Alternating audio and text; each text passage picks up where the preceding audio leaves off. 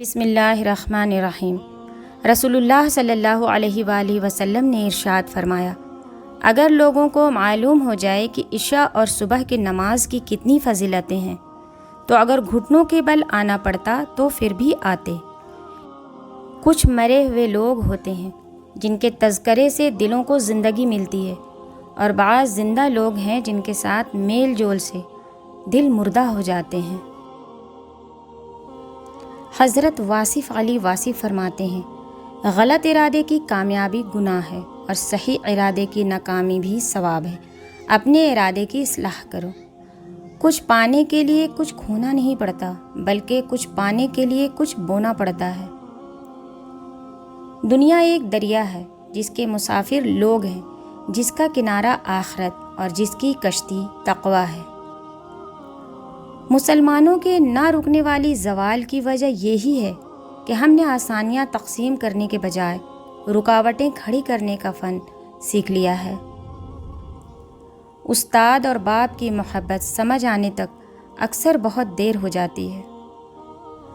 رسول اللہ صلی اللہ علیہ وآلہ وسلم نے ارشاد فرمایا، جس گھر کے دروازے رشتہ داروں کے لیے بند اور جس گھر میں رات دیر تک جاگنے اور صبح دیر سے اٹھنے کا رواج ہو جائے تو وہاں رزق کی تنگی اور بے برکتی کو کوئی نہیں روک سکتا۔ حضرت علی علیہ السلام نے فرمایا، اللہ پر توکل کرو، وہ تمہاری کفالت کرے گا۔ دنیا کو آخرت کے عوض بیچ ڈالو، نفع پاؤ گے۔ اگر اللہ نے وہ لے لیا جسے کھونے کا تم تصور بھی نہیں کر سکتے تھے تو یقیناً وہ کچھ ایسا بھی دے گا جسے پانے کا تم نے سوچا بھی نہ ہوگا۔ حضرت علی علیہ السلام نے فرمایا، تم اپنے نفس پر مسلط ہو جاؤ اور اسے گناہوں سے روکو تاکہ تم اسے اللہ کی اطاعت کی طرف آسان کر دو۔ عاجزی اور سادگی انسان کو بادشاہ بنا دیتی ہے۔ فرمان حضرت علی رضی اللہ تعالی عنہ، منافقت سے بہتر ہے کہ تم کافر مر جاؤ، کیونکہ جہنم میں کافر کا درجہ منافق سے بہتر ہے۔ قرآن کہتا ہے، دلوں کا حال تم سے بہتر تمہارا اللہ جانتا ہے۔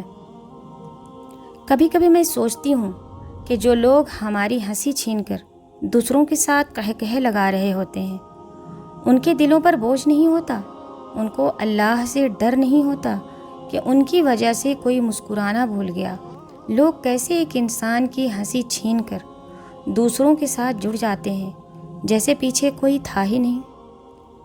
ہر انسان کے ساتھ چلنا یا نہ چلنا وہ آپ کی مرضی ہے، لیکن کوشش کریں جس کے ساتھ بھی چلیں، جب تک بھی چلیں مخلص ہو کے چلیں۔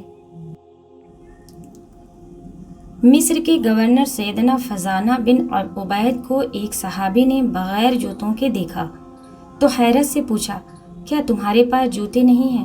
سیدنا فضالہ نے بتایا، نبی کریم صلی اللہ علیہ وسلم نے ہمیں حکم فرمایا کرتے تھے کہ کبھی کبھی ہم ننگے پاؤں بھی رہا کریں۔ آپ کی ایک مسکراہٹ سے دنیا میں اور بہت سی مسکراہٹیں پھیل سکتی ہیں۔ یقین کیجیے، یہ دنیا کی واحد وبا ہے جس کے پھیلنے سے کسی کو کوئی نقصان نہیں ہوتا۔